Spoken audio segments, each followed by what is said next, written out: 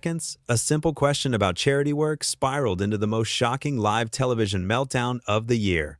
This is the untold story of the moment Prince Harry was escorted off the Good Morning America set after a heated confrontation that left viewers stunned and the studio in complete chaos. It started like any other Tuesday morning at Good Morning America.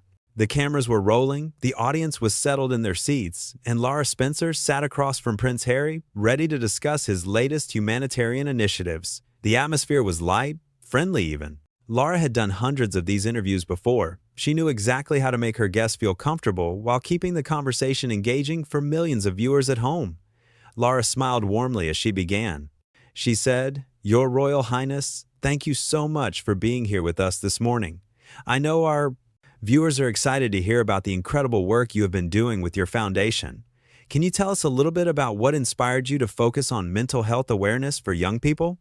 Prince Harry shifted in his seat, a subtle tension already visible in his posture.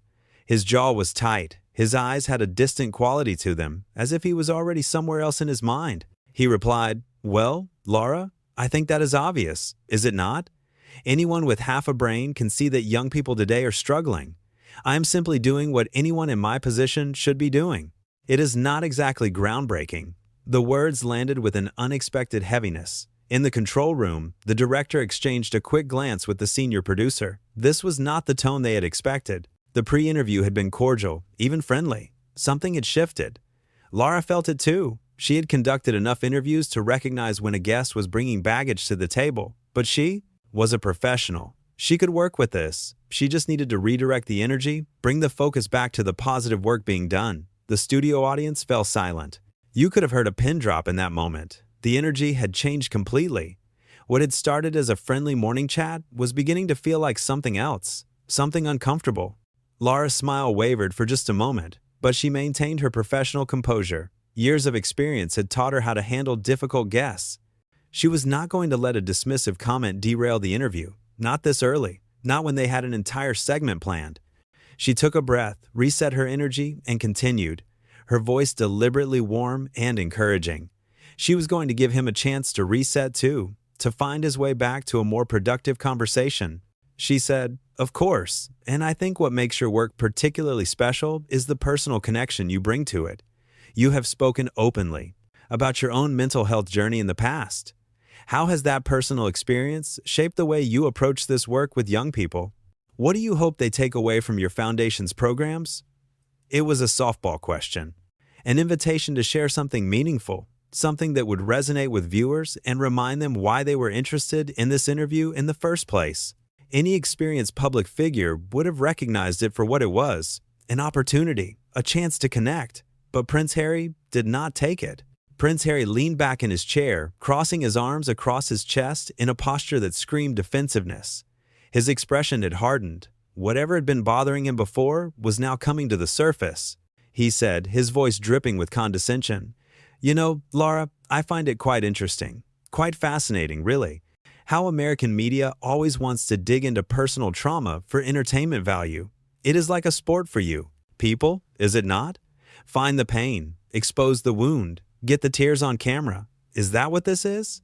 Are we here to have a real conversation about meaningful work, or are you just trying to get a soundbite for your highlight reel? Something you can clip and share and get your clicks and your views?" The accusation hung in the air like smoke. It was insulting, it was unfair, and it was completely unprovoked. Lara had asked a thoughtful question, one that actually gave him credit for his vulnerability and authenticity. And he had thrown it back in her face, twisting it into something ugly. In the audience, people shifted uncomfortably in their seats. Several audience members looked at each other with raised eyebrows.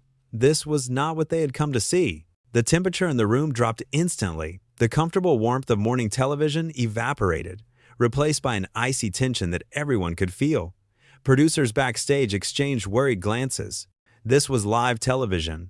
There was no pause button, no do-over. Whatever was about to happen was going to happen in front of millions of people. Camera operators looked at each other, their expressions asking the same silent question. Should they keep filming? Should they cut away? But the director's voice came through their earpieces, steady and clear. "Keep rolling. Stay on them." Lara Spencer did not flinch. She sat there, perfectly still, letting his words settle. She had interviewed world leaders who had lied to her face. She had sat across from celebrities having public meltdowns. She had navigated interviews with controversial figures who had tried to intimidate her, manipulate her, derail her. This was not her first rodeo, but it was disappointing. She had genuinely been looking forward to this conversation. She had prepared thoughtful questions. She had wanted to highlight the positive work he was doing. And instead, she was being attacked for doing her job. She kept her voice calm and measured, choosing each word carefully. She was not going to match his hostility. She was not going to give him the satisfaction of seeing her rattled. She said, her tone professional but firm, "I can assure you, Your Royal Highness, that our intention here this morning is simply to have an honest, respectful conversation about the important work you are doing. That is all. Our viewers genuinely want to understand your mission and how they might support it or get involved in similar efforts in their own communities. That is all we are trying to accomplish here today. Nothing more, nothing less." Prince Harry scoffed, actually scoffed, shaking his head with derision. The sound echoed through the studio. He leaned forward now, his earlier defensive posture replaced with something more aggressive. He said, his voice laced with contempt, "Right. An honest conversation. That is rich. That is truly rich, coming from someone who makes a living, a very comfortable living, I might add, sensationalizing people's lives. You sit here in your comfortable chair, in your beautiful studio, asking invasive questions, picking apart people's pain, and then you go home at the end of the day feeling like you have done something important. Tell me, Lara, when was the last time you actually did something genuinely meaningful? When was the last time you got your hands dirty instead of just talking about other people who actually do the real work in the world?" It was a low blow, a personal attack wrapped in self-righteous indignation, and it was wildly off base. Lara Spencer had spent her career not just covering stories, but supporting causes. She had raised millions for charity through her work. She had used her platform to shine light on people and organizations doing incredible things. She had shown up time and time again for her community. But this was not about facts. This was about someone lashing out. Someone who had come into this interview with an axe to grind and was determined to grind it, regardless of who got hurt in the process. The audience gasped. It was not a small gasp either.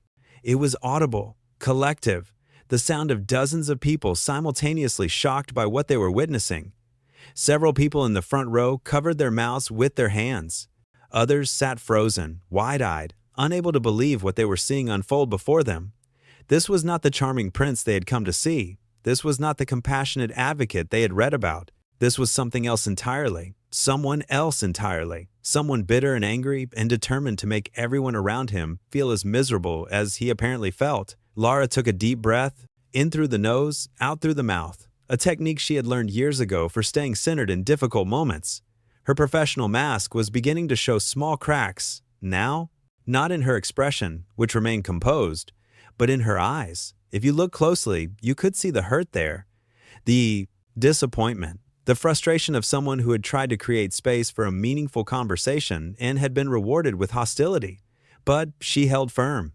She was not going to abandon her principles just because someone was being difficult. She said, her voice still professional, but with an edge now, a firmness that had not been there before. "I understand that you might feel defensive about certain topics. I understand that you have been through difficult experiences with the media. I truly do. But I think it is important to remember, Your Royal Highness, that we invited you here as a guest to share your story and your work. Nobody is attacking you. Nobody is trying to trap you or embarrass you. We are simply trying to have a conversation. That is all this has ever been. A conversation." Prince Harry stood up suddenly. The movement was so abrupt that it startled everyone in the studio. His microphone nearly fell off his lapel, the wire pulling taut. He did not seem to notice or care. He was beyond caring about the technical details, beyond caring about the cameras, beyond caring about anything except expressing the rage that had been building inside him since the interview began. Maybe before it began. Maybe he had walked into that studio already angry, already looking for a reason to explode. He pointed at Lara, his finger jabbing the air between them like a weapon. His face was flushed, his voice rising with each word. He said, his tone venomous, "This is exactly the problem with you people. This is exactly what is wrong with all of you in this industry. You think you can just parade people in front of cameras, ask invasive questions, dressed up as concern, and pretend it is journalism. You think you can poke and prod and dig into people's lives, and as long as you smile while you do it, as long as you pretend to care, it is somehow acceptable. Well, I have news for you, Lara. You are not a journalist. You are a puppet, a well-paid puppet reading words. Off a teleprompter, but a puppet nonetheless. You do not think for yourself. You do not question anything. You just do what you are told and collect your paycheck. Now it was personal, deeply, undeniably personal. Lara stood as well, rising from her chair with deliberate slowness. Her posture was straight, her shoulders back. Her expression had hardened into something resolute. She had tried to keep things professional. She had tried to give him every opportunity to collect himself, to remember where he was and what he was supposed to be doing here. She had been patient when he was dismissive. She had been gracious when he was rude. She had been understanding when he lashed out. But there was only so much disrespect she could tolerate on her own show, in front of her audience, with her name and reputation on the line. When she spoke, her voice cut through the tension like a blade. It was not loud, but it was powerful. Every word was clear, every syllable deliberate. She said, her gaze locked on his. I have been doing this job for over 20 years.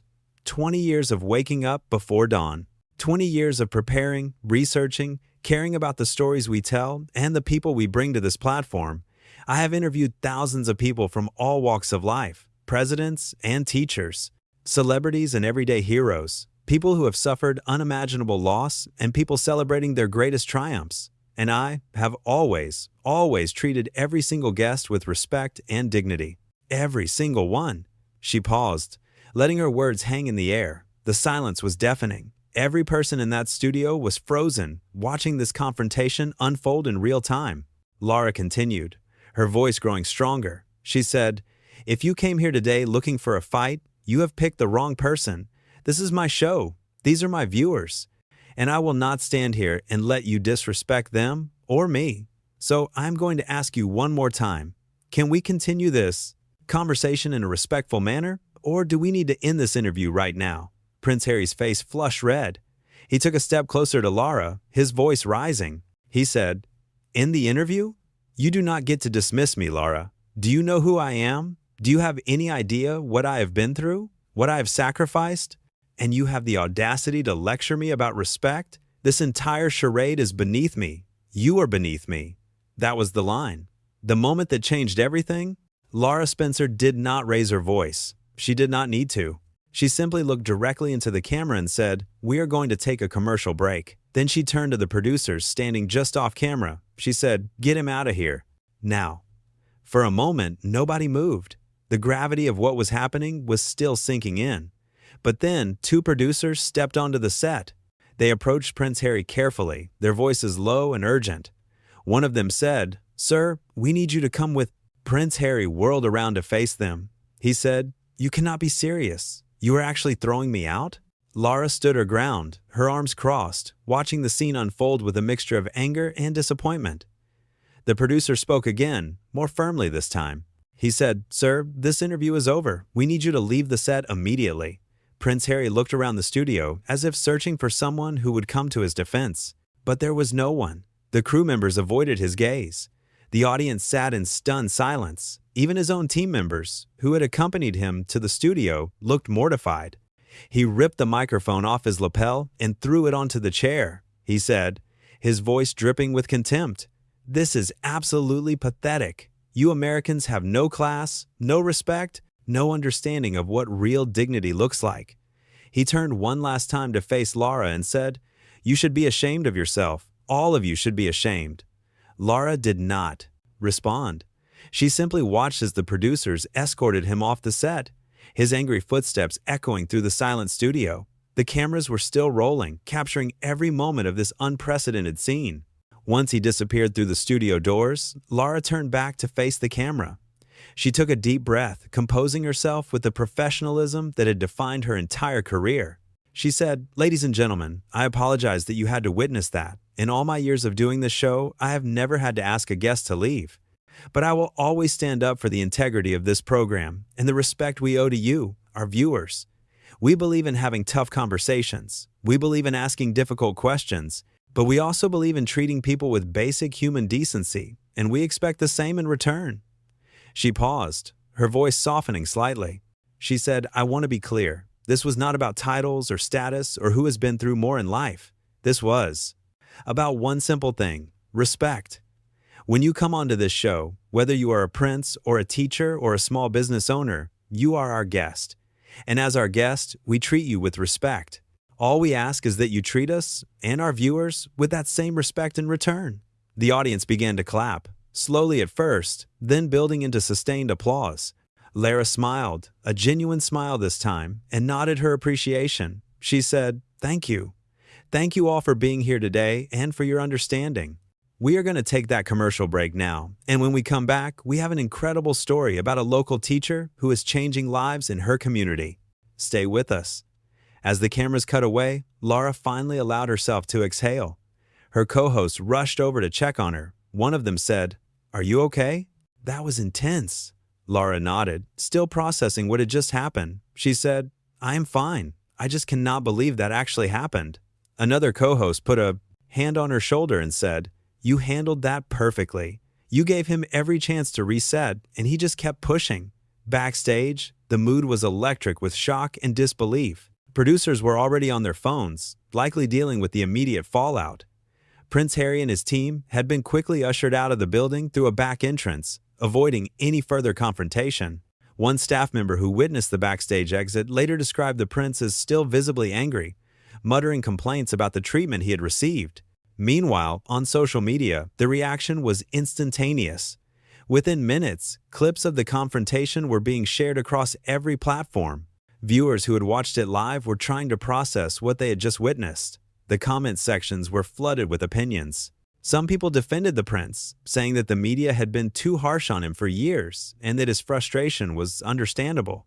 But the overwhelming majority sided with Lara. One viewer wrote, "Lara Spencer showed incredible professionalism and grace under pressure. She tried multiple times to redirect the conversation, and he just kept attacking her. She had every right to ask him to leave." Another commented, "I have never seen anything like this on morning television. Prince Harry came across as entitled and disrespectful. Lara gave him so many chances to course correct, and he refused every single one." Back in the studio, Lara was preparing for the next segment. She had pushed the incident to the back of her mind, focusing instead on the inspiring story she was about to share with viewers. This was her gift, her ability to compartmentalize and stay present for her audience, no matter what had just happened. As the commercial break ended and the cameras came back to life, Lara Spencer was smiling again, ready to continue the show. She said, "Welcome back, everyone. Now, I want to introduce you to someone truly special." Sarah Martinez is a third-grade teacher from Brooklyn who noticed that many of her students were coming to school hungry. Instead of just feeling bad about it, she decided to do something. She started a breakfast program that now feeds over 200 children every single morning before school starts. As Lara interviewed the teacher, her warmth and genuine interest were on full display. This was the Lara Spencer that viewers knew and loved, kind, curious, and completely present with her guests. The contrast between this interview and the disaster that had preceded it could not have been more stark. Where Prince Harry had been defensive and hostile, Sarah Martinez was humble and passionate. Where he had demanded special treatment, she simply wanted to talk about the children she served. The interview was a masterclass in everything morning television should be: uplifting, informative, and emotionally resonant. As it concluded, Lara thanked Sarah for her work and urged viewers to support local programs in their own communities. She said, "This is what makes a real difference in the world. Not grand speeches or photo opportunities, but people like Sarah who show up every single day to help the people right in front of them." The words hung in the air, an unspoken commentary on everything that had happened earlier. The audience understood. They clapped enthusiastically as Sarah waved goodbye and left the set. As the show wrapped up for the morning, Lara addressed the camera one final time. She said, "Thank you all for spending your morning with us. It has been quite a show today, has it not? But through it all, I hope you remember the good people doing good work, like Sarah. Those are the stories that matter. Those are the conversations worth having. We will see you tomorrow morning." When the cameras finally stopped rolling and the studio lights dimmed, Lara sat in her chair for a long moment, letting the weight of the morning settle over her. A producer approached and asked if she wanted to talk about what had happened. She shook her head and said, "Not right now. Right now, I just want to go home, have a cup of tea, and forget this morning ever happened." But she knew she would not forget. None of them would. This was the kind of moment that gets talked about for years. As she gathered her things and prepared to leave, members of the crew came up to her one by one, offering words of support and admiration. A camera operator said, "That took guts, Lara. Not many people would have stood up to him like that." A production assistant added, "You kept your cool the whole time. Even when he was insulting you, you stayed professional." Lara smiled tiredly and said, "I just did what anyone should do when someone disrespects them and disrespects you all. We work too hard on this show to let anyone, I do not care what their title is, come in here and treat us like we are beneath them." She left the studio that day knowing she had done the D's right thing, even if it meant ending one of the most anticipated interviews of the season.